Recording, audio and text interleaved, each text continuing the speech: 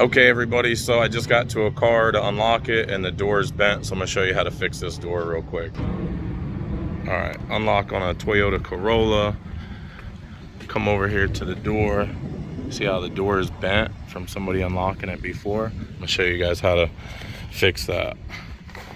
Go ahead and unlock it using my airbag, like so. This video is not on how to unlock a car, but how to fix a door, so just gonna unlock it real quick and show you guys how to fix the door.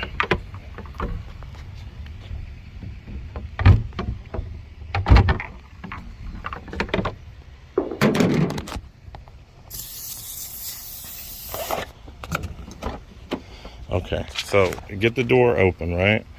Put your knee in the door like this and bend the door back and then shut it. And you'll see it's a little bit further closed than it was before.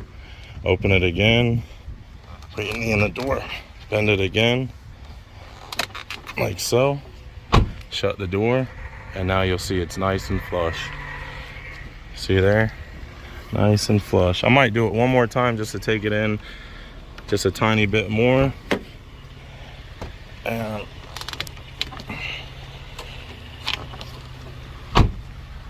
boom, there it is, nice and flush. That's how you fix your door.